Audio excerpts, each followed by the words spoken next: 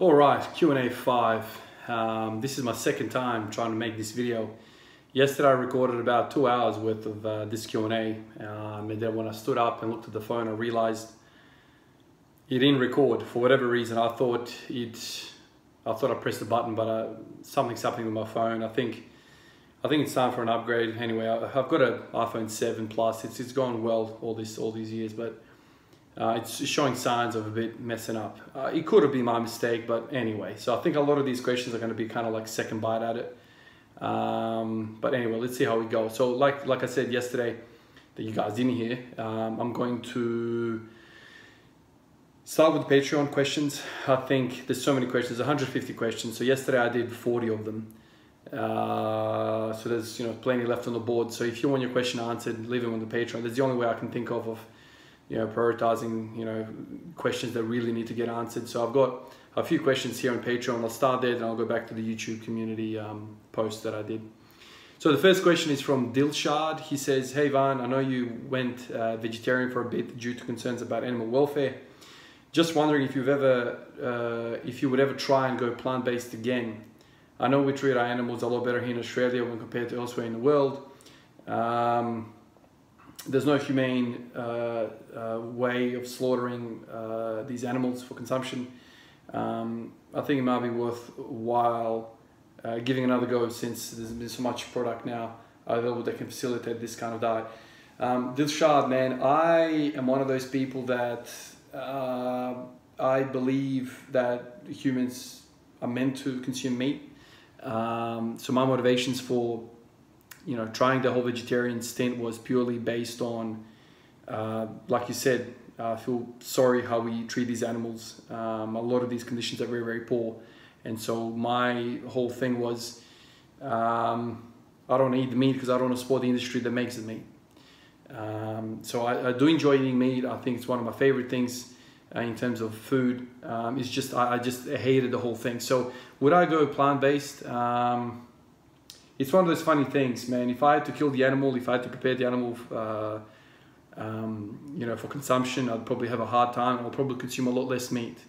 But because it's all kind of like specialized and you're removed from the situation, you just go to the shop and you just pick up this thing and put it in your trolley and then you cook it. It's a lot easier. So I don't know. Like I'm undecided about whether I feel that strongly about the industry to motivate me to completely change my diet. But I do often think about, how do I process this mentally? I think there's too many people in the world and there's mass production of these foods. And so it's kind of like the cause and effect, there's so many people to feed on the planet that it's very difficult, I guess. I'm just thinking about it. It's very difficult to produce this amount of meat if all these cows and pigs and animals and chickens were running around like nature intended it to. At the end of the day, it's all business, it's all money, and I'm very, very sad to kind of admit that. But I don't know how you'd go about it, unless you were motivated as well for plant-based diet, as in your preference in terms of health. Then you would have kind of like two reasons for doing it. But for me right now, I still enjoy the food and I still enjoy eating it. It's just I have this ethical issue with how it's produced. So I'm kind of on the fence, man. I think the biggest reason why I don't go vegetarian is because of the social thing. If I went vegetarian, my wife would have to kind of change her cooking, and that's more pressure on her. I'm Serbian, man, so we consume a lot of meat culturally. So then my parents would have to change, and it's just this flow-on effect. I just feel like you become like this social problem almost. I hate to say it this way, but if everyone went vegetarian all around me and it was just easy for my family, then I wouldn't have too much trouble with it. But it's the whole fact, like, oh, here comes Ivan, oh, we got to prepare a separate dish for Ivan, that kind of thing. So I don't know, man. Like I think I want to think about this a lot longer, but I'm just kind of on the fence about the whole thing. Like I'm not that motivated one way or the other. Lucas Jocelyn asks, "Hi Van, I'd like to know what's your opinion on deloading. I've been following your videos for a while now and I can't remember you ever mentioning it."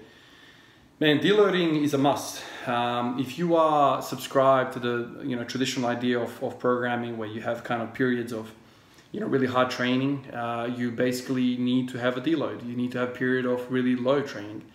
So your normal kind of periodization, whether it's progressive, whether it's step, whether it's anything like this, where you're kind of overreaching for a period, you basically have no other choice but to deload. My thing with what I'm trying to do is that I don't have deload weeks per se. I have more kind of like deload days.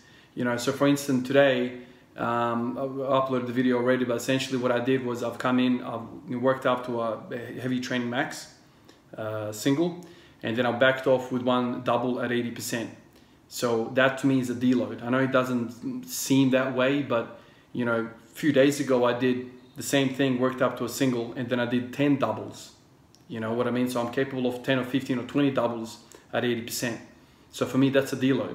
Why did I do that? Well, because of work. I've got a night shift tonight and the following night. So I think deloading is essential, but how you go about it is dependent upon your program. So if you spend, say you do 4 weeks of hypertrophy and 4 weeks of strength, and then you do like a peaking week or something like this, and once you've done that, you need to kind of, I guess, deload. There needs to be some sort of period where you wash away some of that fatigue because you've spent so long kind of overreaching. That's kind of how I think about it. So it's the way I kind of look at program is like I kind of think about it at a auto regulation angle, where I listen to my body. It can be difficult sometimes because there's a lot of psychological factors there which kind of try and cloud how you're actually feeling. But I try and auto-regulate it. So if I come in on a given day and I don't feel like I'm capable of performance, regardless of whether it be psychological or physical, I just deload. I just do less work. Simple as that. I think I've made a mistake in the last few months. I kind of underestimated how effective and how heavy, sub 50 work is and sub 0 work is in terms of metabolic stress. So it's not heavy in terms of your central nervous drive, but that's very, very heavy for the metabolism to process all that kind of waste product and to get ahead of it. So for me, as I explained in today's video, like I basically need to stay away from metabolic stress kind of type of workouts or metcons in the winter. This winter has been shocking for me. I've been sick more this year than any other year. I've kind of talked about why. There's a few reasons there, but basically I've decided to move away from these type of stresses and move more towards kind of just like technique, proficiency, working with high weight, low reps. And that's very easy for me to kind of monitor. It's I don't know why, but maybe I just have a lot more experience with, high weight, low volume. So for instance, today I just deloaded. It's not your traditional kind of deload week, but you can have a deload day. So that's kind of where I stand on this. It's basically dependent upon how you approach training. It's kind of like a tennis match. You know what I mean? Like, it depends how the other fella hits the ball. It's how you return it. You can't, go auto regulation, go by feel, and kind of have like this oscillating low oscillations of fatigue, and then have like a whole week off. Well, you can't be doing that. Either you're overreaching and having a deload week, or you're auto regulating. Hope that makes sense, dude. All right, so now the other questions on the YouTube post. Dark Material says, why do you choose to A, not squat in the squat rack, and B, walk the bar forwards out of the rack rather than backwards? And there's been a lot of people liking that comment. It seems to be a frequent question that I get in my videos. Why do I squat outside the rack, and why do I kind of walk it out forwards? I'll tell you exactly where this kind of originated from. So when I moved into this house at the end of last year, it's a lot smaller space than where I came from. So when you put the squat rack there, there's very kind of limited spots of how you kind of approach the camera angle. So I kind of moved the camera angle left, right, and center, and whatever. So the reason behind me going forward, sometimes unracking it, and then going backwards, sometimes unracking it, is purely just to get a different angle of how I look, because I never really get the other angle unless I turn around. I think the best angle for squatting, seeing the squatting is kind of like that 3/4 or full profile. but it's just purely for the sake of me seeing what's going on, and also just change it up a little bit for the videos, because if I'm always kind of same profile, same shot, it kind of gets boring, for me at least. You know, I'm doing this also to track kind of how I look, so I'm kind of looking for where the ankles are, where the knees are, what my back is doing, and whatnot. Now, the reason why I do it outside the rack, that came about when I somehow, my cameraman was with me at the time. We kind of worked out that I feel like the freaking floor underneath me is not level. And so we got the spirit level, we put it down, and we kind of worked it out. We had like 2 pieces of timber kind of from one point to the other, and we worked out that it was actually, there's a fall. So basically the concrete is like this, if you will. I mean, this is exaggerated, but this is what it is. So I put my foot in here and here, and I kind of have like my feet out. And also, that's one thing, and the whole thing is kind of like this way. So we kind of worked out around the whole place, trying to work out what the best spot is, and it happened to be one of the best spots is right in front of the squat rack. And so that's when I started. On top of that, I've had a few instances in the last 7 years where I've failed a lift, and when I fail a lift, I don't just gently put it back down, I bail at it, because I really give it a good go. And when you give something a complete good go, most of the time you kind of get out of the groove of your vertical bar path. And so if I get off balance and then I try to put it down, that's how you snap your spine. So what I do is I just bail on it from freaking parallel, and the bar falls on the safety pins, and I've damaged the bar. And the first bar that I've ever had in my life, that bar's completely bent because of that sort of stuff.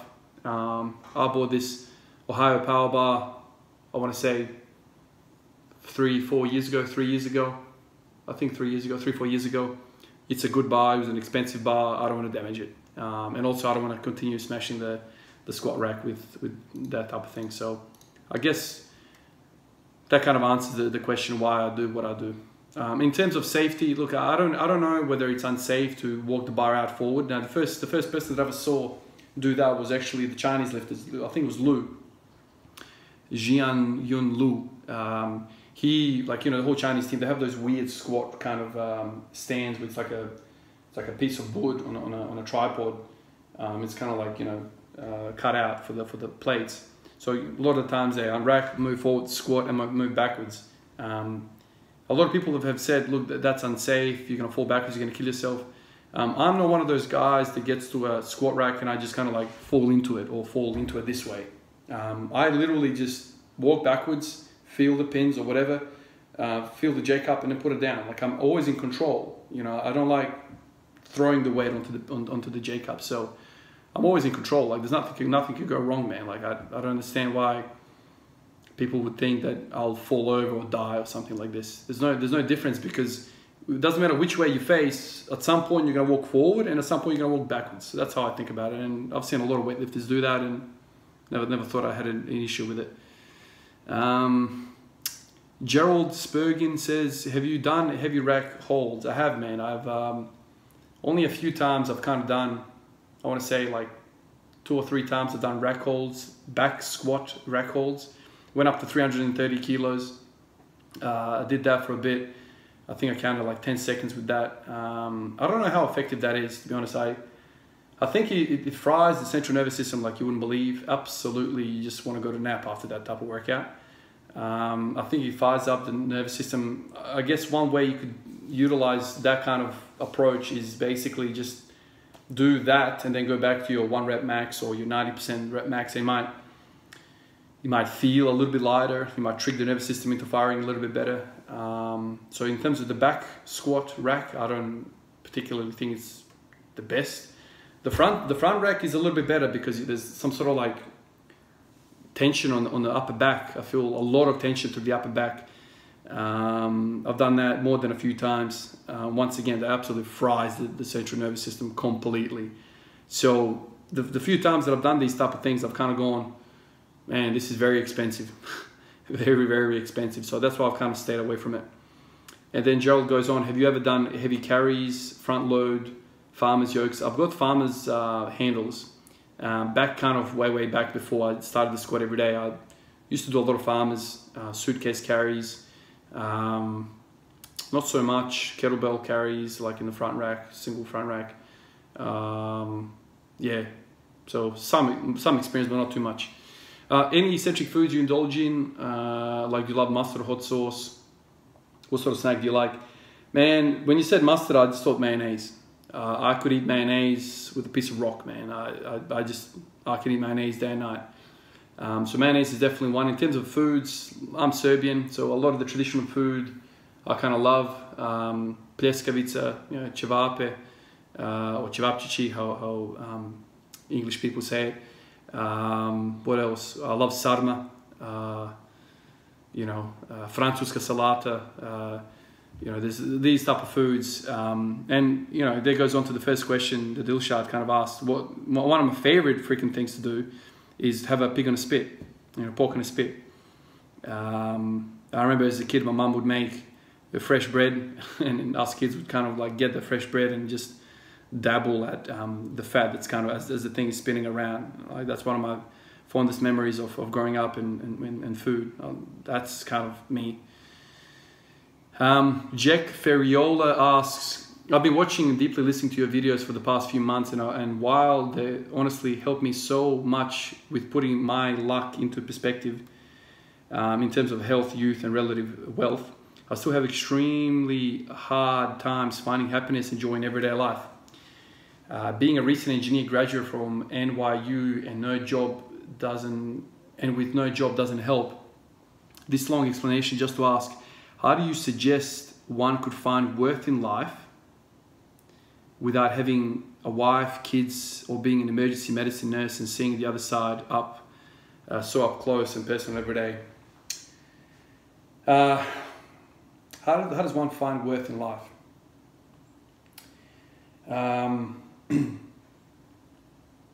That's a big question. I guess the difference between me and you and somebody else and everyone is the experiences that we've kind of had growing up in our life. I've come from a war-torn country, Yugoslavia. Came here when I was 9. So I was born in '89, the war started in 1991. So my life for 2 years, year and a half, was peaceful, relatively. And then from my second birthday on until I was 10 years old, we basically were refugees running around the place. From Croatia to Serbia, from Serbia to Kosovo, from Kosovo back to Serbia, and then we came to Australia at 10 years old. So my life has been very displaced from the get-go. From the get-go, man. You can just imagine what a civil war experience feels like. Now, I was a kid, so I didn't understand a lot of what was happening. All I really know is I got kind of like snapshot images of and sounds of war. So, I grew up with that type of environment. My parents obviously had a worse time than me. They went to war. They were involved with that in their adult lives, so they understood what was going on. They saw the atrocities. So I kind of grew up in that sort of environment where you would hear stories about life loss, grieving, all that sort of stuff. Lots of different stories coming up all the way until like me now, 32 years old. So that's one aspect of it. The other aspect is I got into nursing, emergency nursing. So I see grieving, I see death, I see pain, suffering basically on a daily basis, right? No one comes to ED feeling fantastic. So I guess the difference between me and you is that I've had these experiences. Now, that doesn't mean that you missed out. You haven't certainly missed out. I'd much prefer your, bringing up. I mean, I don't really know what your background is, but what I'm trying to say is that hardship teaches you a lot. Suffering teaches you a lot. That's not to say that you should go out and seek discomfort and pain and suffering, but this is why I have something that you don't have, right? So what does somebody do that doesn't have experiences like you've said, like these type of things? You're not in ED and whatnot. I would say, man, by far the first thing that pops into my mind when I think about this is history. Get amongst it, read history, watch documentaries, understand where this world has come from, understand the suffering of the past, World War I, World War II, French, Russian Revolution. Think about it all. Think about all the Jews that suffered immensely during the Holocaust. I mean, my family didn't suffer to that extent, but I still like to watch history documentaries because I feel like when you understand what's out there, if you understand what people in Poland went through, in Russia, how many people died during World War I, World War II, if you understand some of these things and you kind of get amongst some of these stories, you will soon start to appreciate where you are on the globe, where you are as a human being, what job you have, what university you went to, NYU, right? There's a lot of luck to be had, but I think instead of looking at the hip-hop superstars and the NBA superstars and the soccer superstars, you know, those things make you depressed, right? Because you're comparing yourself to these minor groups of people. Instead of looking at those people, look down into the history, read about, you know, the history. That always kind of grounds me. Always grounds me when you see what people have to go through, had to go through. So that's basically how I look at life. That's why I think nursing is so valuable to me, because I go over there and I get a bit of money in my pocket, but it's also I come home and I feel like, man, I'm so blessed to have what I have, and that kind of feeds into me squatting every day, because, man, some of these people would kill to squat every day. Squat every day is not a thing, man. It's not a difficult life. It's very easy when you see what's out there. So just like that, you can compare your life being jobless to somebody saying World War I being hungry. You know what I mean? So there's this perspective. Basically, what I'm asking is challenge your perspective, and then soon you will understand that life is actually more colorful than you think. So that was Jack Ferriola. Zone 45 says, any more tips for hip pain would be awesome. I get a nagging pinch feeling every now and then on my right side.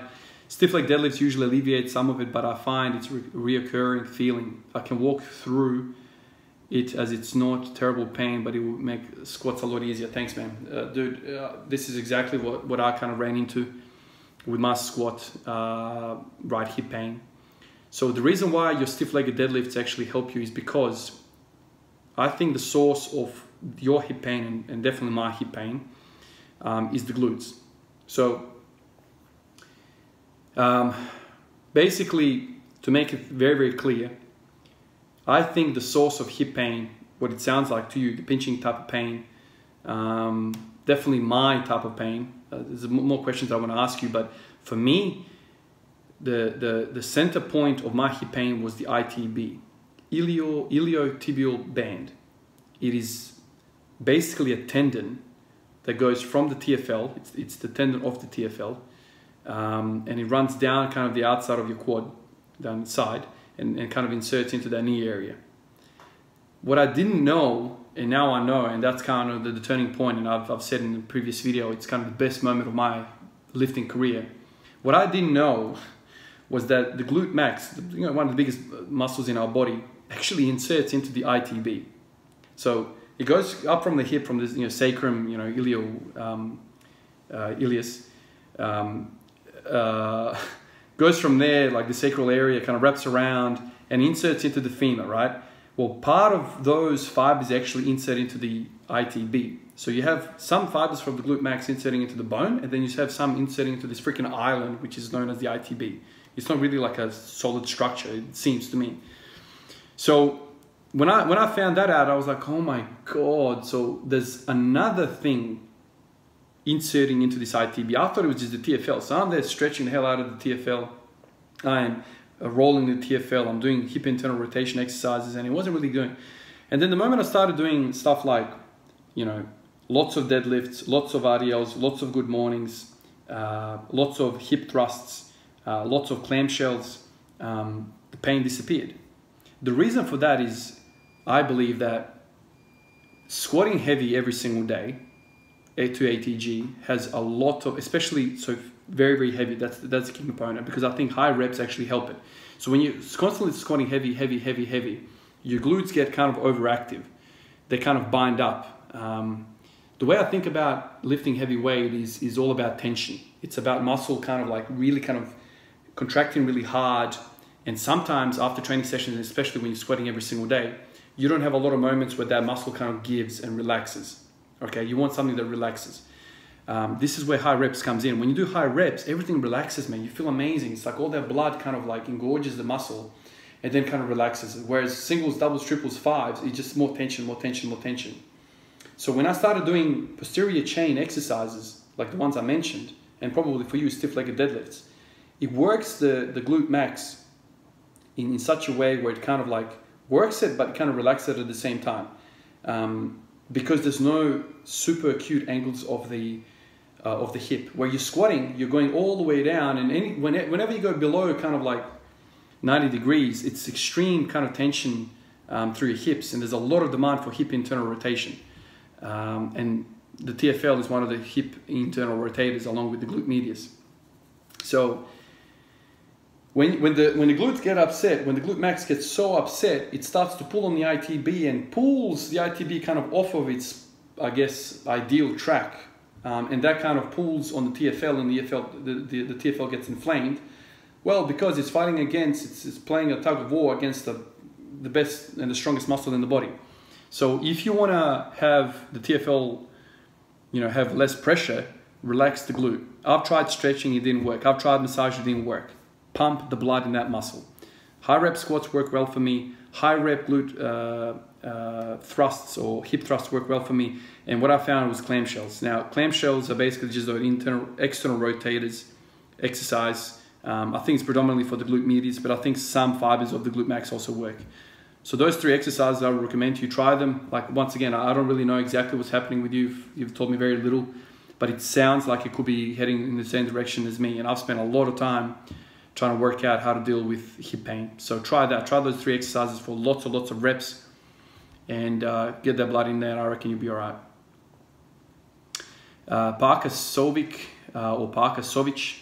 I'm a little over a month into squatting every day. I would like to keep going as long as I can, but I'm curious, what kind of advice would you give to someone that is starting out on a squat every day journey? Are there things you wish you knew when you started? To be honest, man, if you haven't read Squat Every Day by Matt Perryman, that's your first point. That's your first stop. For anybody that wants to get into Squat Every Day, this is a must, because this is not a program. This is more a philosophy. This is a philosophy. So you need to have the tools to kind of react to certain different, I guess, obstacles that you run into this program. It's not so much periodization, or when this happens you need to go to 12s, when this happens you need to go to 5s. It's not like that. So you need to kind of adapt to what's happening, auto-regulate. You need to understand some of the psychological, physiological mechanisms that happen in the body, the feedback mechanisms that happen in the body, why you feel tired, why don't you feel like, all these type of things. So Squat Every Day is not so much a program in terms of the book. It's more kind of equipping yourself with understanding what's actually happening within the body scientifically, and then using that knowledge to kind of like apply to a frequency of squatting like this. What I wish I knew back then was what I just told you about the glute inserting into the ITB. I think that's paramount. Even when you like listen to the guys from Juggernaut Strength Systems, Max Aida, like he's one of the guys that I kind of listened to talk about the Squat Every Day program in the past. And I remember he once explained how he had trouble kind of like walking down the stairs because he had like these inflamed ITBs and whatever. So I think if you have a really high frequency of training, especially with squatting, the ITB is going to get really gnarly. So how do you address that? There's no point rolling the ITB. You need to kind of address the things that are acting upon the ITB, which is the glute and the TFL. The TFL is a little guy, man. Don't worry about spilt milk over there. The big dude is the glute. Keep your glutes happy. Lots of sitting is really bad. Lots of sitting is really, really bad. So if you sit a lot, you need to spend a lot of time pumping the blood into the glute max with the exercise that I mentioned. That's one big thing. That's what I'm most excited about when it comes to the program, what I wish I knew at the start. Jonathan Felice says, been squatting for a year or so and never really had a problem with butt wings. But recently they've come back. Not sure why. Do you have any cue to remedy this? I don't think it's cue related, man. I think butt wink is very, very prevalent. You see it all the time in gyms. You see it all the time in the West. But then you see the guys kind of from the third world countries, no butt wink. Doesn't matter how long their femurs are. I've seen femurs, like when they squat down into the thing, they're like right here at the head. Long ass femurs, and the guy's ATGing with no problem. And his knees are not over his toes. So don't get it twisted. If you got butt wink, that doesn't mean you got some morphology thing happening. I'm sure there are people out there who have shitty freaking sockets, hip sockets. But for most people, I think normal function is the most common, right? You know, there are freaks out there, there's freaks everywhere, right? But I think butt wings is more related to muscle tissue, soft tissue, rather than hard tissue, muscle, bone. So, what is butt wink? The way I've explained this in the past, I made a few videos on this, you can check this out. Throughout, just type in Ivan Djuric, butt wink, I'm sure a few videos will pop up on YouTube. But I think butt wink is this manifestation where it's about balancing the pelvis. So if you think of this being a cup, say this metal ring here is a cup, right? This is the front, this is the back. Anterior pelvic tilt is this, where you're kind of like spilling water from the front. That's it. So this is your ass over here, or over here, whatever. So you're spilling water here, that's anterior pelvic tilt. Posterior pelvic tilt is this. So what's happening when you go down into the squat is you're going into posterior pelvic tilt. But, you know, winking the butt. What you want, and so with that means that the spine kind of like rounds as well. What you want to happen is when you get down into the hole, you not only stay neutral, but you're kind of going more into anterior. Because anterior means flat back. So that's what we're after. So this butt wing problem is basically a posterior pelvic tilt problem. Now, what are the things in our body that cause posterior pelvic tilt? What are they? The glutes. When you contract your glutes, you round your lower back. You know, you kind of round your lower back. I want to stand up, but I don't want to lose the shot. You round your lower back, so glutes, posterior pelvic tilt. Okay? Hamstrings, posterior pelvic tilt. So those two muscles, when you engage them, kind of like tilt the butt back. What's the opposite side? What causes anterior pelvic tilt? Also the abs. So the abs is the other thing that causes the posterior pelvic tilt. So you got hamstring, glute, and abs. Those two, when all of those things contract, you have a winking. On the anterior, you've got the quads, rectus femoris, and the lower back. This is called the lower cross syndrome for some people that kind of have an imbalanced pelvis. The one muscle that doesn't get mentioned, so technically what you need to do, when you get down in the hole, you need to make sure that you have anterior pelvic tilt at the bottom. So what are the forces that are acting on the pelvis in the bottom position? One thing is talking about when you're standing, but what's happening at the bottom? One of the biggest muscles that never gets talked about in this fitness industry, everyone talks about the muscles that I kind of mentioned. If you're squatting ATG, one of the biggest muscles that's involved in the function of you reaching depth is the adductors. The adductors are bigger in size than the hamstrings. They are powerful movers. They have effects in hip flexion, hip extension, hip adduction, right? So they've got lots of different functions. I remember there was a study done. I'm not going to be able to recite what the study was, but there was a study done for somebody that worked. Was it a study of something? I can't remember what they were looking for. This guy ended up having a CT scan of his legs. I think it was or X-ray. I think it was a CT. And what they worked out was there was so much density through the adductors, and this guy was squatting for years and years and years. So years of squatting have made his adductors really, really dense. And so one of the conclusions they came up with was that squatting primarily really works out the adductors. So your adductors are key. If your adductors are jacked, you will have butt wink. Think about where the adductors insert. So they originate from the, I forget the landmarks, from the pubic bone, I think. I don't have the anatomy. So they basically come from the pelvis and they go all the way down and insert various different spots because there's a few different adductors. Some insert into the kind of medial aspect of the femur, some go even further down to the distal medial aspect.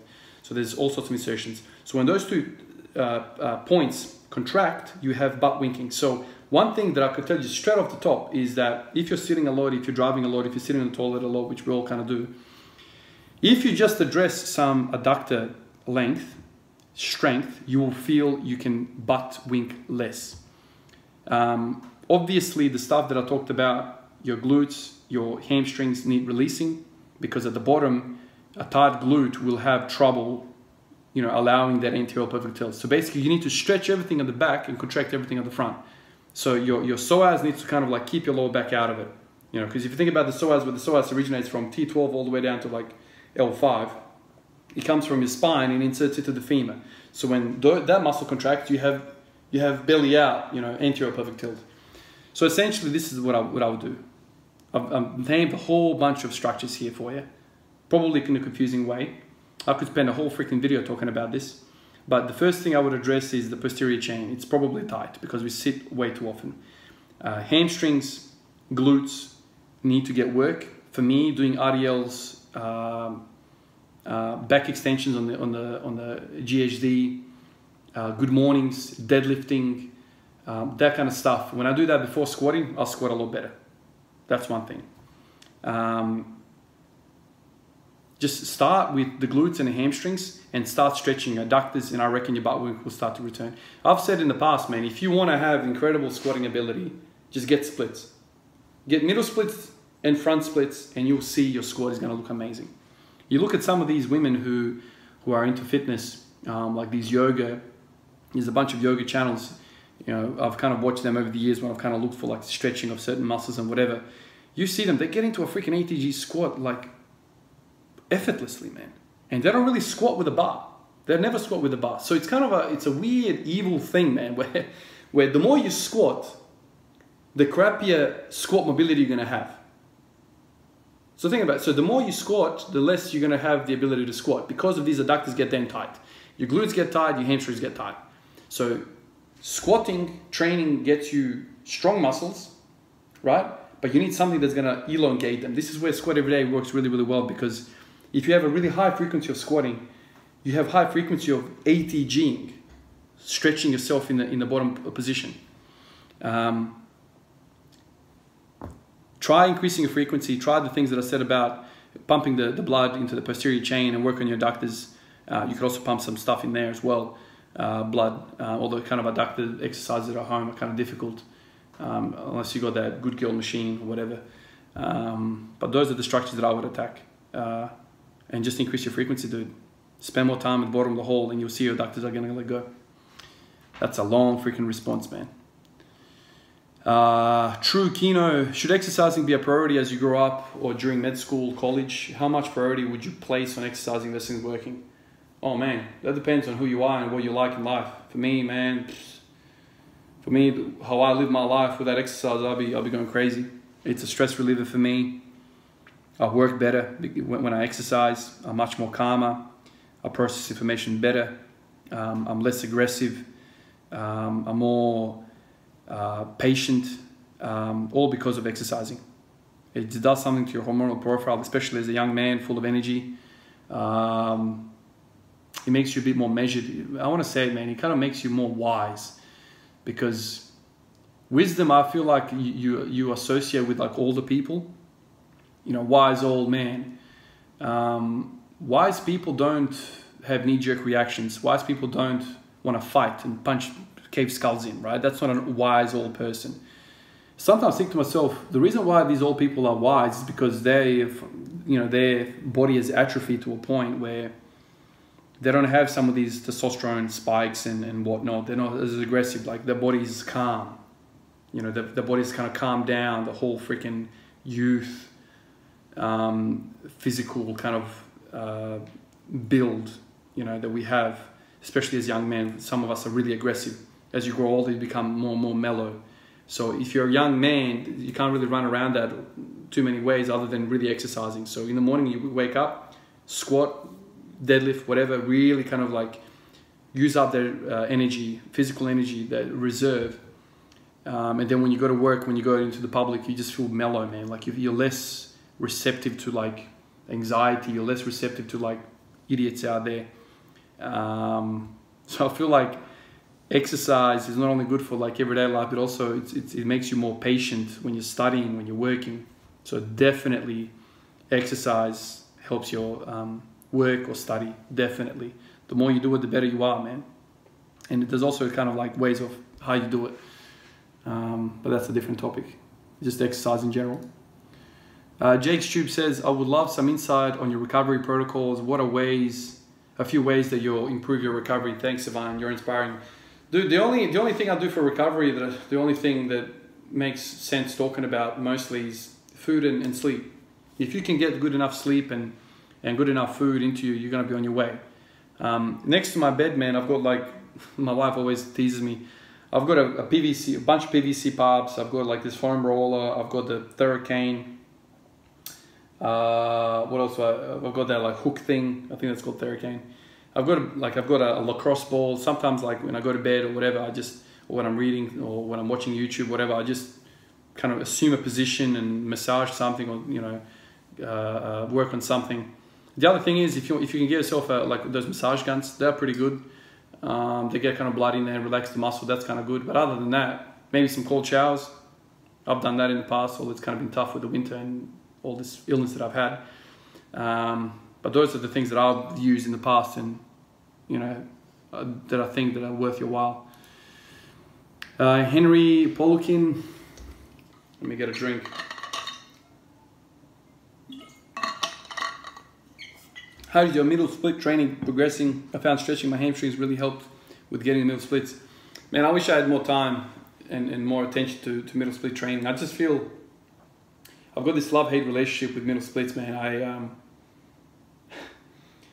I honestly feel like too much stretching makes you weaker. I really feel that. Because if you think about it, when you're lifting heavy weight, singles, doubles, triples, things of that nature, that's all about tension. It's about tensing your bracing. It's about the muscle exerting the most amount of force to make tension, to make your limbs move. Stretching, on the other hand, is all about relaxation, breathing into it, getting the muscle longer, relaxing, spending time in that position. It's the opposite. So sometimes when I've done a lot of stretching, the following day I feel weak as shit. So this has been like an off-putting thing for me because I'm trying to get stronger. I'm not trying to get weaker. But it's a fine balance, because to get strong, you also need to assume some of these vital positions. So this is where I kind of think to myself, you don't want static stretching, because that's kind of real relaxation. You kind of want PNF stretching, proprioceptive neuromuscular facilitation. I think that's what it stands for. I always have to think about that. This is where, you probably know, this is where you kind of go into a stretch and you reach that end range, and then you contract the muscle against some sort of external force. That's kind of been the most effective way to get not only length in the muscle, but also strength in that end range. I wish I had spent more time with it. The top 10 guy says, what's your favorite type of music to listen to? Maybe also give certain music for certain times. Music for gym, music for calming down, music when you're in a bad mood. Top of that list is always going to be hip hop, rap. I grew up listening to Biggie, Tupac, Eminem, Dre, 50. That's kind of who I grew up with. And then in Serbian, I listened to a lot of Struka, Juice. Some of you guys know some of these guys. Gru, Sunshine, some of these guys. So hip hop for me, it's always been kind of number one. In the gym, I don't really listen to any music, as you guys know. I used to listen to kind of before the Squat Everyday program, I would listen to, again, hip hop, whether it be Serbian or whatever.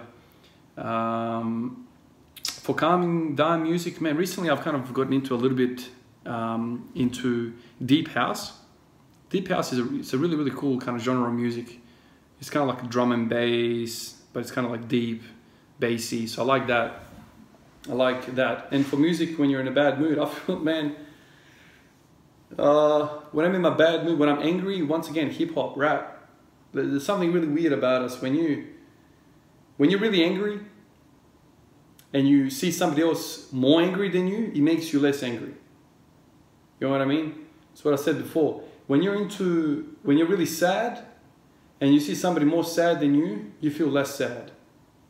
This is why I said to the fellow before, like, if you're struggling with perspective in life, you feel like you don't know how to get worth out of life. If you read about history and you see how sad and miserable people were in history, you feel, wow, man, I'm so lucky. So that's the music. What advice would you give yourself? This is from Beckham XD. Younger self. What are your thoughts on David Goggins? First of all, David Goggins, man, that guy is extraordinary. And that guy's been through some pain. I can tell he's been through a lot of pain in his life. There's no other way, you know. The things he has done in his life are so freaking impressive in terms of psychological warfare.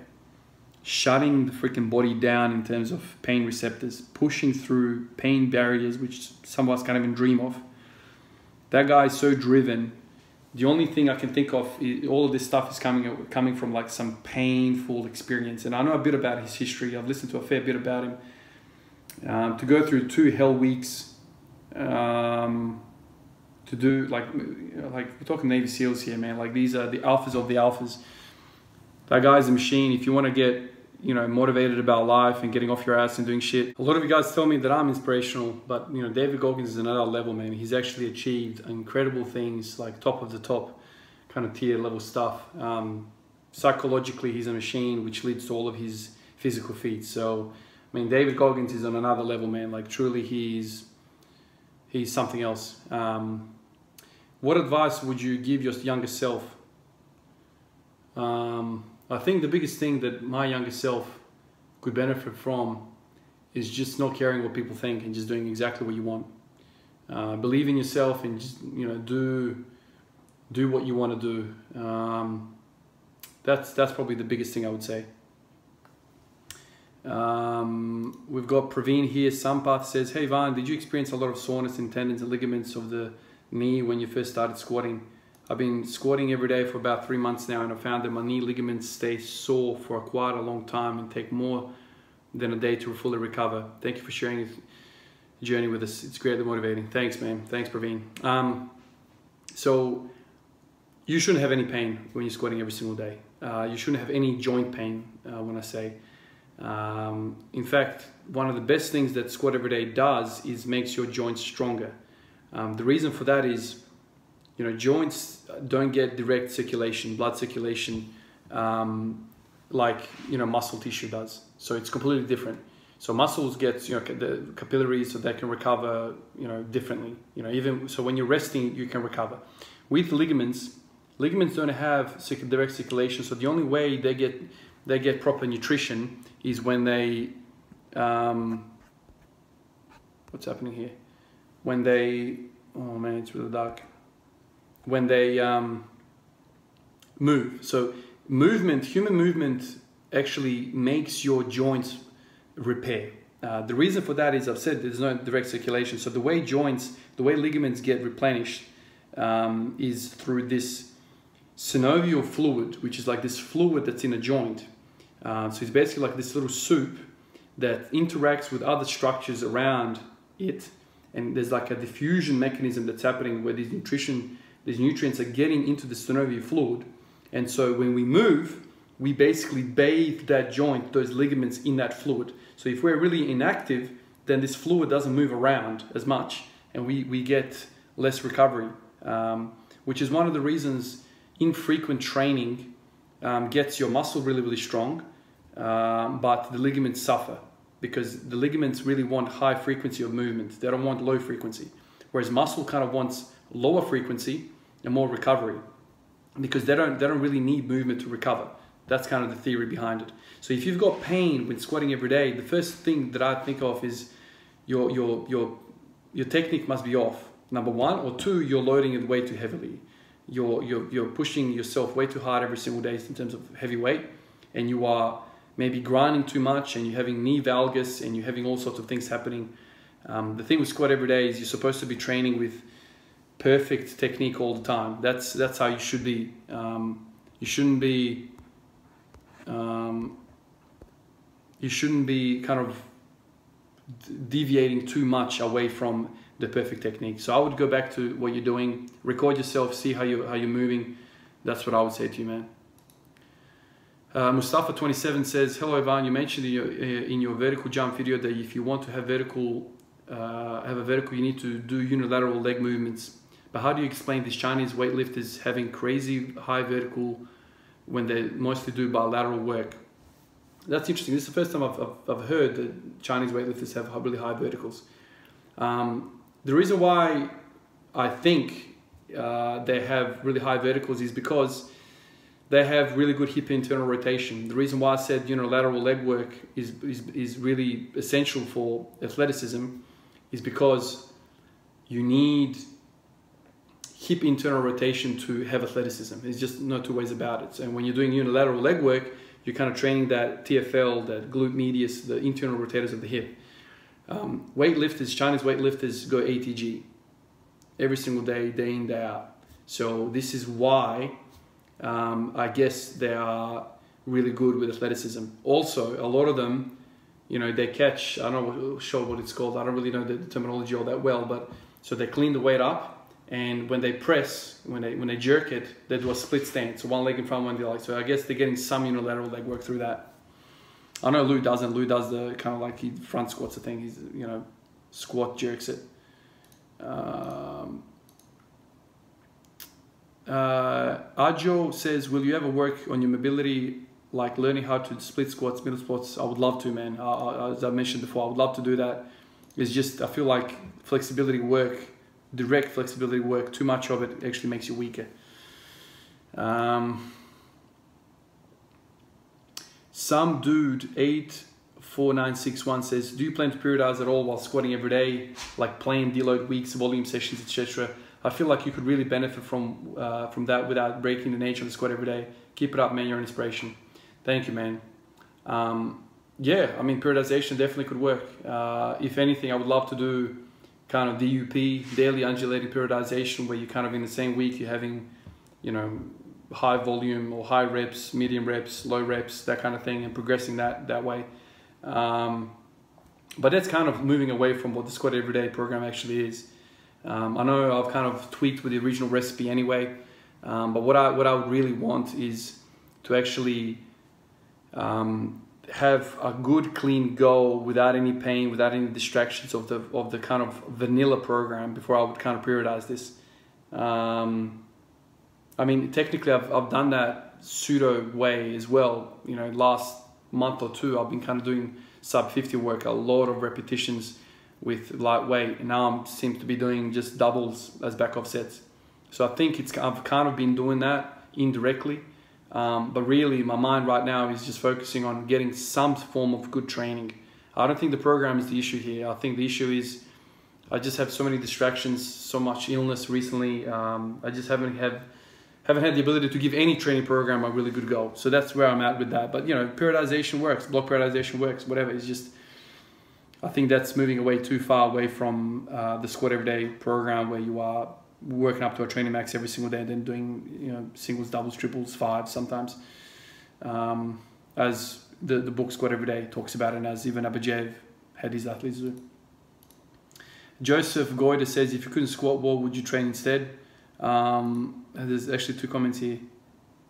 He would train his brain, one guy says.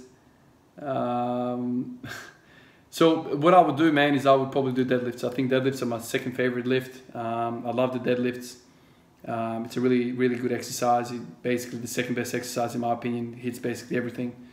But it's kind of less difficult to master in my opinion because it's just less mobility requirement. So I'd probably just do deadlift if I couldn't do the squat. Jamie Chan says, have you watched the video by Secret Strength on why they think squatting 2-3 times a week is a lot more effective than every day? If so, what are your thoughts on the point they made? Jamie, man, I saw that video. I see a lot of their videos. I quite enjoy listening to the Secret Strength fellas. They even had me on that podcast, you know, a month or two ago or something, whatever it is now. Really cool guys, and I watch them all the time. So I've already know where they stand when it comes to squat every day. One of the things that I guess people don't know is that I watch a lot of YouTube fitness stuff, like, you know, less now because of the channel's so busy. I'm spending a lot of my time answering you guys, but pretty much any video on squat every day out on YouTube, I've kind of seen it.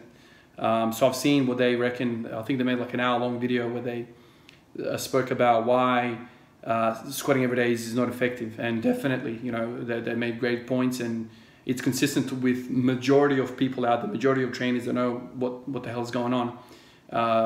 You know, they're going the same kind of pathways. You know, this is not a clever way of going about things. So I'm not surprised to learn what their position is on this latest video.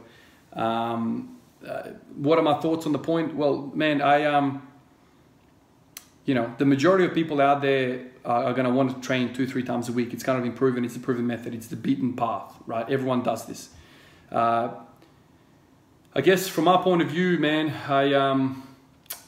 I think to myself, yes, you can go down the beaten path where everyone else is going. 99% of the population is going to squat 1, 2, or 3 times a week, right? Rarely do you have people squatting 4, 5, 6, 7, 14, 20 times a week. So that's one way of doing it. Definitely join the masses and go on that highway and continue walking along with the masses. For me, that's not exciting. Intellectually, that's not exciting. Not to say that I'm saying that all of that research, all of the shit before me is like, you know, irrelevant to me. Definitely there's things there that work. However, if I, as an individual, as an intellectual creature that likes science, jumps into the same stream where the masses are going, I feel that I'm just going with everyone else, and then the program becomes a constant, right? Because we're all kind of on the same 2-3 times a week thing. And so then the only thing that's differentiating these masses is basically genetics and drugs. So for me, it's not intellectually stimulating enough for me to just jump on a 5x5 or a 5-3-1 or whatever the case might be and just doing a program that everyone is doing. For me, a lot of my motivation comes from, okay, let's get off the beaten path and let's get onto a less beaten path or something that hasn't been really explored, and go along that path and try and see if that works for me. The first time I read Matt Perriman's book, Squat Every Day, and the first time I got exposed to Ivan Abajev, John Bros, Max Aiders from Juggernaut Training Systems, when I first kind of read those, watched those videos, and I first started looking into it, coming off the 2 or 3 days a week program, it just, I don't know what it was, but it just made a lot of sense to me. It made so much sense to me that this is the way to go. Now, my gut feeling is that this is the way to go. It feels correct. It feels like if you want to do something better, you should do more of it. If you want to get better at playing piano, you play the piano more. No coach in the world will ever tell Steph Curry, listen, dude, you're a pretty good shooter, but I reckon you're shooting the ball too much. You shouldn't shoot the ball too much. You should shoot the ball 2 or 3 times a week maximum. Because I think you're wearing these nerves out. I think you're wearing these muscles out. Your rotator cuff is going to go if you're continuously jacking the shots up every single day. Stop that. I'm pretty sure Ronaldo doesn't get told, man, you shouldn't kick the ball every single day. Now, a lot of people are going to say, listen, man, you're comparing strength versus finesse or skill. I believe that strength is actually a skill. If you think to yourself, a lot of people think that when we exhibit strength feats, it's purely a muscular endeavor. There's also another thing called neuromuscular. So the muscles don't move by themselves. They move because there's wiring through them, and this wiring coordinates our movement, human movement. So you need the neuro, okay? Now we know that in terms of the neuro capacity, we are very much not even simmering. We are like not even using like 20% of our capacity of the nervous system. This is why we do pre-workouts. This is why we do ammonias. This is why we get slapped before lifts, all that sort of stuff. But we know also for a fact that as a natural athlete, this is a big thing. I can't put on 25 kilos of muscle naturally. Impossible for me to do that. So I'm 95 kilos. I can't be shredded at 120. I can't be shredded at 110. I probably can't even be shredded at 100 kilos or 95 kilos. So there is like this limit, genetic limit of how much muscle I can carry. So a lot of guys say there's no replacing displacement, or there's no replacement for displacement, as in like a car analogy, that a big engine is always going to be better than a small engine. Yes, but also a big engine has a lot more downsides than a small engine. For instance, weight. Big engine uses is a big thing you have to lug around. And also, like I've already explained, we can't afford a 7-liter V8 to drive around. I can't afford to have 120 kilos of muscle on my body. So when you assume the things that I've just assumed, that I can't have limitless amount of muscle mass, what's left then? You know, I've tried bodybuilding and I know exactly what sort of size I was. That's not very big, man. You watch some natural bodybuilding and what those guys are capable of. Some of these guys look very unimpressive, man. You know, the human body can't put on muscle mass. I think a lot of us have been distorted by this idea of bodybuilding, and we think that for the longest time, and I was watching wrestling, I used to think, man, well, look how jacked this guy is as a kid. Like, I never thought steroids. Now, basically at 32, I feel like everyone's on damn steroids. You know, everyone that kind of looks physically impressive is probably on steroids. You know, these guys with like plump deltoids and whatever. Natural people don't look like that. You know, my boy has a whole bunch of toys in his bedroom. Every superhero is jacked. Freaking every single superhero, every single toy that he's got is probably on steroids. You know what I mean? Like, that's not the human body. We can't look like that. So muscle is one thing. Maybe I can have maybe another 5 kilos more. If I want to still put on more weight, it's going to be fat. So I've kind of turned towards the neuro side of the neuromuscular equation, as Pavilla says. And I've read a lot of his stuff, and he's the one that planted the seed initially for me. And then Matt Perryman Squat Every Day kind of consolidated this. The neuro side of things excites me the most, and this is why I'm squatting every single day. This is the main thing. How do you explain people at small body weights pulling 4 or 5 times their body weight naturally? How do you explain Ronaldo at his body weight kicking the ball with such ferocity that a big guy can't kick? It's the nervous system, it's the neuro system, it's technique, it's proficiency, it's repetition, it's an art. You know, I think a lot of us think that strength is just raw horsepower, muscle, steroids, weight moves weight. There's more to that. There's more to that. In the car analogy, I can make a 2-liter, so I've got an Evo 7, 4G63 engine. I can strap a freaking big turbo on that thing and tune it and make 600 kilowatts or 800 horsepower, 2-liter engine. That's what I like, that's what I want in a human body. I don't want a 7-liter V8, because a 7-liter V8 is fantastic, but how many of us can afford to feed that thing? Whereas a 2-liter, if you're not in that turbo range, you can drive it normally and spare a lot of petrol. The 7-liter thing is unattainable for a lot of us. Massive legs like Tom Platz is unattainable for all of us without drugs.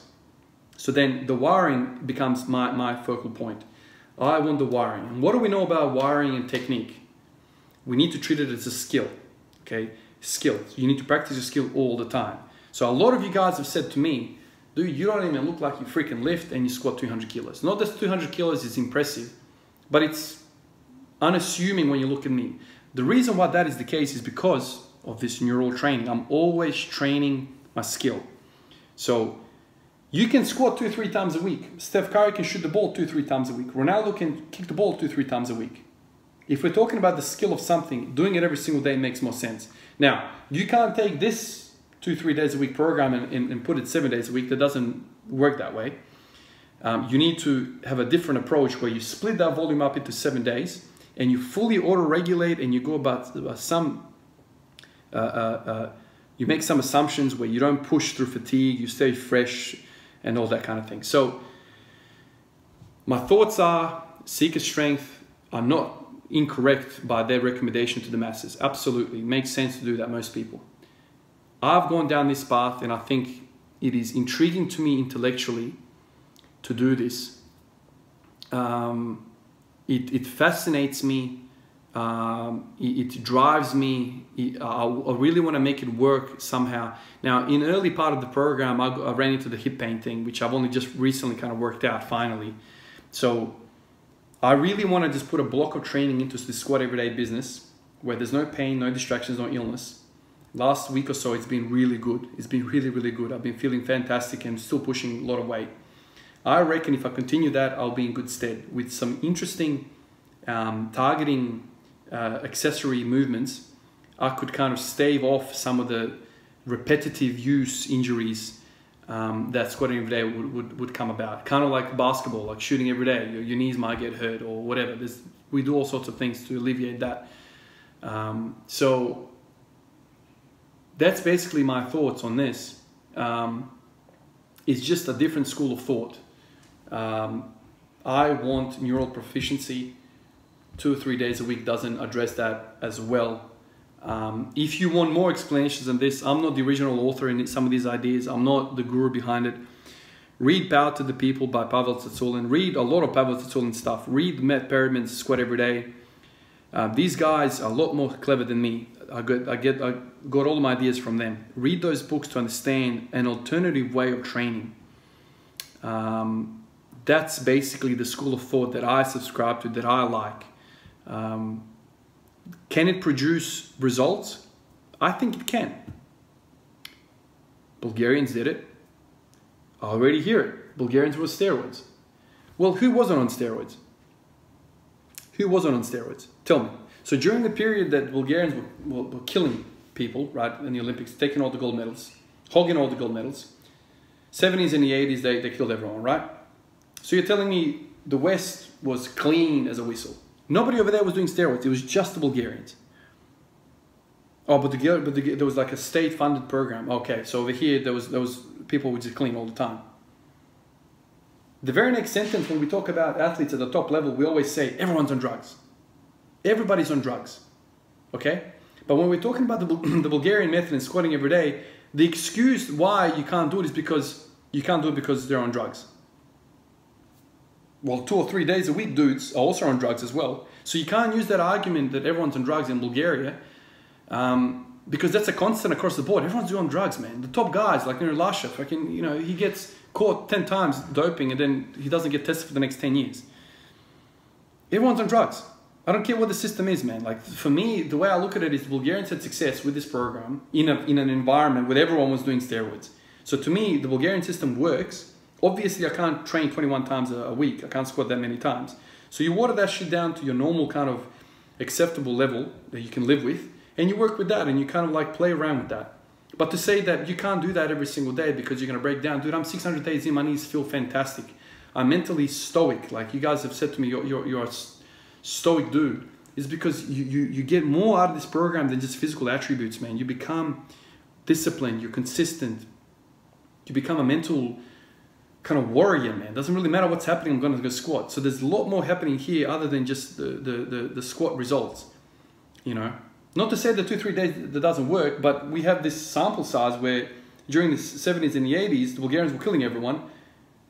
It's not just because of the steroids, man. It's not just because of the steroids. There's more factors obviously to it. There's different country, communism, you know, 8-hour-a-day job, athletes, all that stuff. But I don't want to, I disagree with people say, the only way you make this work is to just do steroids. It's not the case, man. Is Lasha squatting every day? He ain't, but he is on steroids. Name any other athlete. You know, we often say it, like 90% of the athletes on top are on steroids, some sort. Do whatever makes sense to you. I don't need research studies to tell me this is what it is. I look at data, I look at my experience, combine the two, and I'm like, I reckon this is the way to go. Coming from the world of basketball, where the only way you become good is to increase your neural efficiency in movements, become more technically sound. The moment I heard Pavel Tsatsouline say strength is a skill, bang. That's where the thought started. That's what I think about it. Long ass freaking winded explanation, but that's what I reckon. So thanks, Jamie, for that question, man. Osama Molai says, what's your thoughts on pistol squats? I feel like it has more benefits than regular squats because of the movement. I think pistol squats are great, man, but I don't see a lot of people doing them correctly. If you can do them, fantastic. Do them unweighted, that's great. But how do you progress that? How do you progress it at weight? A lot of people do them with the whole rounded freaking spine, you know, because, you know, stick their hands out like this, you know, to counterbalance you know, themselves. You can't add weight onto a system where you're like fully rounded like that. I don't think that's a good idea for your system, for your back. So if you have the ability to completely be upright and hold that kettlebell and go down, man, head off to you, man. You'll definitely do that. But for me, I'm far away from doing a pistol squat with perfect form. Leon Izeli, how old are you when you moved to Australia, and where did you finish your education to become a nurse? Cheers, Buraz. Hvala, Buraz. So like I said already, I came here when I was 10 years old, and I finished my education here in Adelaide, Australia. Brendan Paz says, hello Ivan, I've been watching your videos and you're inspiring. I wanted to ask you if you looked into barefoot benefits. I think you would be interested if you haven't looked into it, since our feet are the base of everything. Absolutely, dude. Definitely, I've been kind of trending the last few years towards kind of a more minimalist type of shoe. I've tried Olympic weightlifting shoes. I used them for about a year or two. That kind of led to me rolling my ankles, roll one ankle 1 year, rolled another ankle another year in basketball. What I basically attributed that to was the Olympic weightlifting shoes. They are so hardcore, they're so supportive, they give you this artificial dorsiflexion, this elevated heel, and then when you put on basketball shoes and you go on the basketball court or just whatever sport you do, and you don't have that support, you end up rolling your ankle because the sport shoes have kind of atrophied some of these systems, some of these muscles which would generally be on without the supportive shoe. So what I did, the second time I rolled my ankle, I actually fractured the base of 5th metatarsal. That was on my right leg. So the base of 5th metatarsal, I fractured that. It was a bad ankle avulsion fracture. And I attribute that to the shoes. So I like minimalistic shoes. I like bare feet as well. It's just bare feet. It seems to be kind of like, it's cold, man. I train 4 o'clock in the morning, man.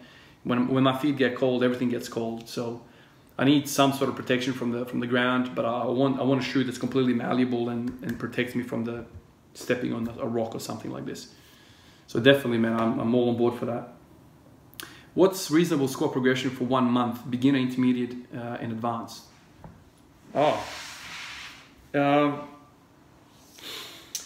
For a beginner, man, it depends. Are you a couch potato and then you've just started now, or are you a basketball, a soccer player, rugby player or something, and you're coming into it then? But I think, how much can a beginner put on in a year? I wouldn't be surprised if you put on like 20 kilos, 30 kilos in the first year of training. Even more sometimes. I mean, could be up to 50, depends where you start. So if you scale that backwards, how many is that? Like 5 kilos a month? Let's say 5 kilos a month for a beginner you could put on, probably even more. Depends, like I said, who you are and where you've come from. An advanced lifter, man, I'm talking like advanced lifter, maybe you can put on 1 kilo a month. And then intermediate, something like 3. So 5, 3, 1, I'm gonna say. Haven't really given that much thought, man, but it just depends. I know advanced lifters, they don't put on that much every year. Again, advanced how? Advanced with steroids, advanced naturally. It depends, man, because if you just take more gear and you squat, I don't know, like that probably enhances you greatly. But if you're a natural athlete, man, well, look at me, for instance, man, I've put on 15 kilos on my squat in the last year. Lots of difficulties, granted, wasn't the most ideal process. So maybe I could have put on 20, 25 if I had a really nice run. And I would classify myself as an intermediate, really. Would I? I don't know. I'm not a beginner. I don't think I'm advanced. I'm nowhere near what dudes out there are doing. So 5, 3, 1, I think is a good, you know, simple way of looking at it. How do you avoid back injuries? I always manage to hurt myself doing deadlifts. If you're hitting yourself during deadlifts, you're probably loading the bar too heavy and your technique is off. That's probably the first thing. You need to learn how to properly hip hinge. Hip hinging is like a basic functional human movement. If you don't know how to hip hinge, you shouldn't be doing any of these freaking movements. So definitely learn how to do that perfectly. You know, learn how to bend at the hip rather than bending at the spine. You know, you don't want bending at the spine. How do you avoid back injuries? Dude, I always stay away from like grinders. I've had a few in the last, you know, bit of time, but definitely they're far few in between, man. And I think frequency. If you have a high frequency of training and you put your core through the same freaking rigorous bracing, you know, I brace every single day at 90% of my 1 rep max, right? So you can't really feel DOMs in your core, but if you're continuously going through that, you just become better and better at bracing. You know, I just think, man, to take off your belt. If you're wearing a belt, take it off. Take it off, lower the weights, and understand how to breathe, how to work with your diaphragm, how to brace. You know, it just will come over time. Kay's Mowing says, how do you recover? Just wondering if you have any tips on this. I'm always struggling after leg day. How do you recover? I've already touched on this, dude. I just sleep and eat when I can. And I've got a couple of tools that I kind of use at night, you know, rolling. I mean, I don't have a gun like that massage gun, but that would be a really cool thing to have. Just shaking the shit out of the muscle, getting circulation in there. That kind of, basically the whole idea is circulation. You need circulation to the muscles, to the joints, to have any chance of recovery. And this is why I think high frequency of training, a low volume of training is the best way to go about it, because you're revisiting that same tissue and just pumping more and more nutrients into it and getting rid of the waste. Gary Ablett, love it. What's the biggest thing stopping you from taking rest days for the squat? Well, nothing's really stopping me. It's the program, man. I believe in a certain ideology, I guess. I'm training for my central nervous system. But yeah, I mean, this streak of 600 something days isn't for the YouTube world. It's for me. It's I feel like I'm getting stronger and better. I feel like my discipline is improving every single day, and it feels good to know that I've squatted 610 days in a row. I'm very proud of that. Try playing a video game for 600 days in a row. Try and do whatever for 600 days. It takes a certain mental mindset for you to do that. So that's what keeps me going. So I don't think I need a rest day, man. I auto-regulate, dude. That's all I can say to you. Chris J says, what cues do you give yourself when squatting heavy? Keep your back flat. I've said this in the past, man. All I ever think about is my back. Keep your back flat, keep your back flat, keep your back flat. Slow descent, feel the motion, feel what's happening. Don't just dive bomb it, because during dive bombing you don't really know what's going on. Feel the motion, and then when you get to the bottom, pop out of it and give it all you got. That's all I got. I Forget 160 says, if two people played chess, one was a mind reader and the other could see the future, who could win? Man, that reminds me of this movie that we watched the other night called The Next with Nicolas Cage. I think it's called Next. Man, I don't know, man. So one guy reads the other guy's mind and the other guy knows the future. I don't think anyone wins. I think they have a fist fight. I don't know what this is, man. Outcast says, what's an ED nurse? Was an ED nurse the only kind of nurse you wanted to be? Does training truthfully help alleviate stress associated with your job? Thanks, your inspiration. Thanks, man. ED nursing kind of makes the most sense to me, because I don't like being stuck to one spot. I mean, I would hate to have an office job, man, to be seated in this type of position on the computer. Dude, you would have a unhappy van. So like the other spectrum of that is ED nursing. You have many different patients. You're always walking around. It's a high turnover environment. You're meeting a lot of different people. You never bog down. You got somebody here having a heart attack. You got somebody here bleeding from a leg. You got somebody here mentally unwell. You've got somebody here that's really old and frail. And so it's like different. So you're just kind of running around, you know, adapting to all these different situations. I like that. Time flies really quickly. So to me, in my personality, that's kind of the best thing for me, because I like that kind of high frequency. There's that word again. Does it alleviate stress, training? Absolutely, man. Absolutely. If you're not training and you've got a high stress life, you're probably drinking or smoking. I don't know how else how else would you do it? You need some sort of hobby to get some endorphins into you. Arba Cusley says, how long are your training sessions? Keep it up, love your videos and great inspiration. Thank you, Arba. My sessions are usually 90 minutes at most days. I mean, today was 15 minutes, man, you know what I mean? Like a deload day or whatever you want to call it. Got a night duty tonight, so really easy session today. That's basically it. It's never usually more than 90 minutes. FunTub says, FunTub100 says, do you remember your first PR and how long ago was it? I'm just starting out. I'm 68 kilos, PR 80 kilos for the squat. Well done there. I don't really remember any PRs, man. Because when I first started lifting, dude, I wasn't lifting heavy ass weight, man. I was just kind of going for reps. I do remember hitting 140 for the first time. That was like, oh Jesus, man. I think that was like, I want to say first year of training. I think I did that. I would have to look at the book to work out. Actually, I wasn't even keeping a log back then. I don't really know, man. I think 140 happened like 7 years ago, or something like this, 6 years ago, or 5. Can't remember, man. Brett Biderman says, are you going to encourage your kids to train when they get a little bigger? I wish my dad had introduced me to lifting when I was a teenager, so I'm going to nudge my own kids into some sort of athletics when they're ready. Absolutely, dude. I think sports, especially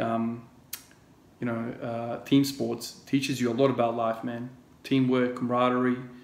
It kind of gives you this hardship feeling, trying to fight for a goal collectively. Lots of things come out of that in terms of development. Not even mentioning the freaking physical aspects. I think it's absolutely, man. I don't really care what sport it is. If it was squatting, if it was deadlifting, and powerlifting would be great. But I think originally I would want them to play some sort of team sport because I think it builds like a better character, I guess. Because team sports is tough, man. Because you could be the best player on the court and still lose. Eugene says, hey Van, how many sets do you do for squats, including warm-up? How long are your squat sessions? Positive. Man, there's no rules on this. I'll give you today's example. So I did the bar for 10, 60 for 1, 100 for 1, 140 for 1, 160 for 1, 180 for 1, and then 160 for 2. So how many reps is that? Not many reps at all, man. Like 30 reps, not even.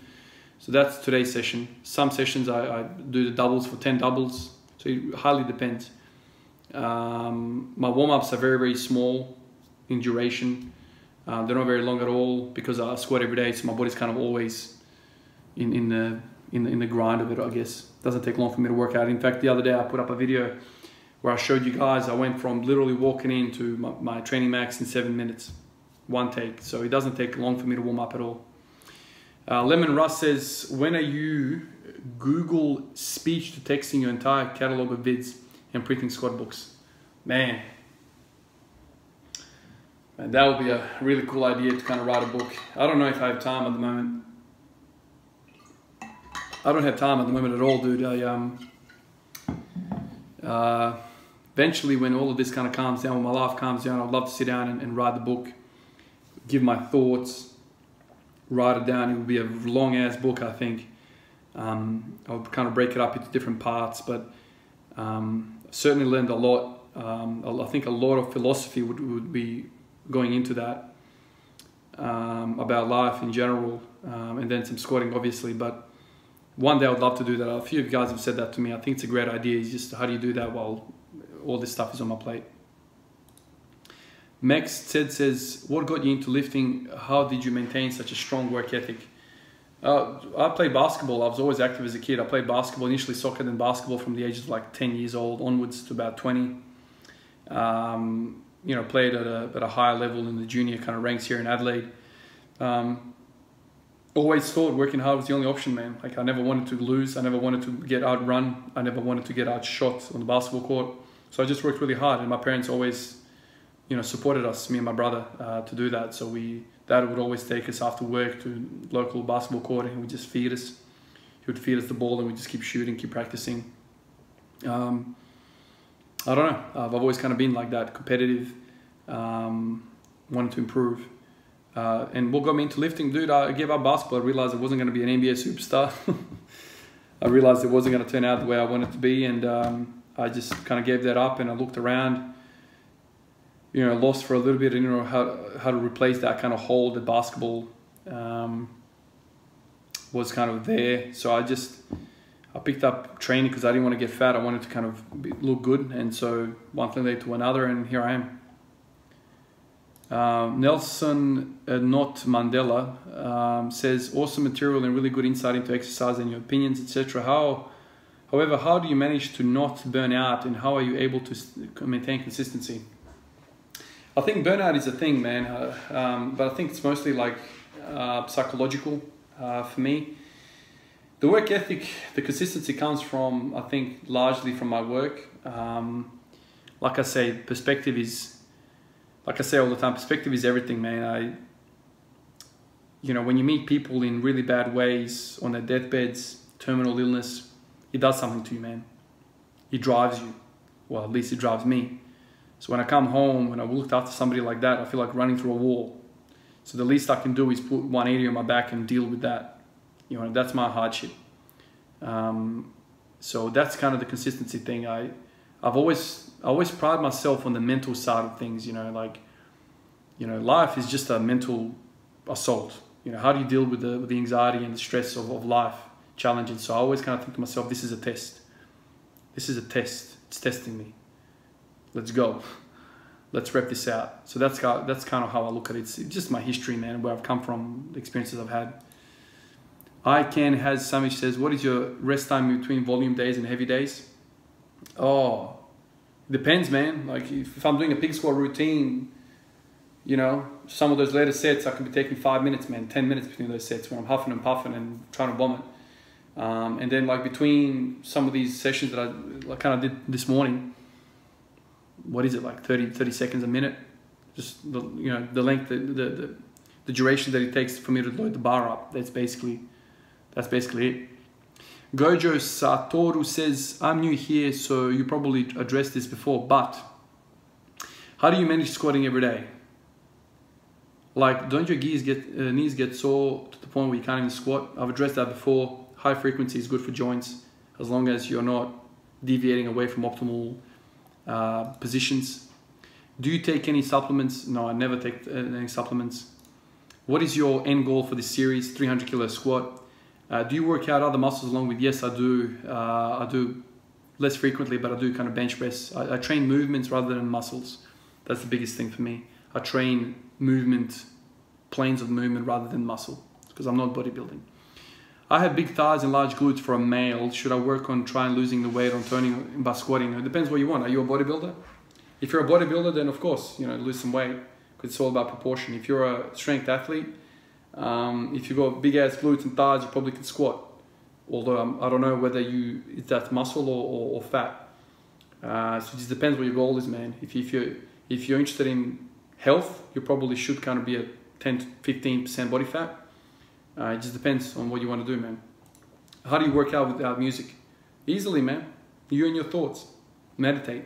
I don't need anyone telling me anything through music, pumping me up to live my life. I've got enough fire in my belly, in my head, to kind of get motivated by myself, because I've got a goal and I need to take the steps to get to that goal. I don't need anyone to tell me to take the steps.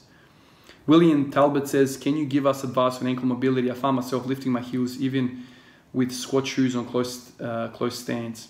William, dude, it's a very frequent question that I get. I've done a bunch of videos on this, but I believe that addressing your ankle mobility directly is the wrong thing to go about it. Mobilizing a joint like the ankle is not the best use of your time. What you need to do is address your posterior chain, your glutes, your hamstrings, your adductors. When you release that tension through the pelvis and you restore your pelvis into the optimal position, there's going to be flow-on effects there, and you're going to walk throughout your daily life with a different kind of gait. I think people that spend a lot of time in anterior pelvic tilt inherently walk on their feet, or on their toes, and the weight kind of spills forward a little bit. And that spilling of weight forward times by 16 hours every single day jacks up your Achilles, jacks up your calves, because you're always like a kangaroo on your toes. So in order for you to get off your toes and kind of go mid-foot and maybe even more heel in your walking and your standing, it's all around the pelvis. Where is the cup spilling, front or back? So I've said to everyone, and this is my experience with ankle mobility, I never spend any stretching times for my ankles. Work on your hamstrings, glutes, adductors, work on that posterior chain, and everything will come into position, I think. Boris Sazada says, will you ever consider adding in all-time strongman movements? Not really, dude. I have a lot of respect for strongman competitors, man. That's a brutal. I don't even know how to do some of the things they do, like Atlas Stones with the round back. I don't know how they do that, but that's not my thing. Like, I think strongman movements are more kind of like brute strength, just like big dudes moving big weight around. I don't like that. I kind of like the weightlifting, Olympic weightlifting kind of look of a human being, specialist, skilled. Whereas strongman is more kind of like just brute freaking strength. Who is stronger? That is more kind of muscle. Whereas weightlifting and squatting, I feel like is more neuromuscular. It's about skill. There's also muscle there as well, but it's a lot more skilled. Tree Man says, is mild lower back pain from 0 to 10 about 2? Normal when doing squats and deadlifts. I feel like it's just DOMS on the erector spinae. Do you find yourself experiencing this? Never, man. I don't have any back pain ever. I mean, if it's DOMS, it's one thing, but I shouldn't have DOMS 24/7, man. Something's wrong if you've got back pain. You should definitely address that. Like I already said, address your glutes, hamstrings. That's what protects the back, man. Learn how to hip hinge. And then Squadron says, how can I surpass my squat 315 for 5, 325 for 1? I can't increase my caloric intake because I need to maintain 175 to 182 for my senior year of wrestling. Thanks and appreciate videos. If you're trying to get stronger and maintain the same body weight, the only way you can do that is to increase your neural efficiency. Simple as that. Read Power to the People, the book. Read Matt Perryman, Squat Every Day. Those guys are all about neural efficiency, getting better at using what you already have, making that 2-liter engine increase in power rather than just slapping on a 5-liter or 7-liter V8. That's what you got to do. Neuromuscular efficiency, essentially. Guys, this is another 45-minute slog times 2. I had an interruption midway, so that's probably like an hour and a half. So I'm going to call it quits there. Hopefully you've enjoyed. This is going to be a long-ass video. I'm not even halfway through this, I think. A lot more questions to go through, so maybe I'll make another one of these in the next few days. But I've enjoyed this. I think my phone is troubling me, so I might have to upgrade. It's an iPhone 7. It's troubling me. I think the sound is not as great as it used to be. But anyway, hopefully you guys enjoyed this. It's a long ass video, but hopefully I got to your questions that you've posted. All right, guys. I'll catch you guys in the next one. Peace out.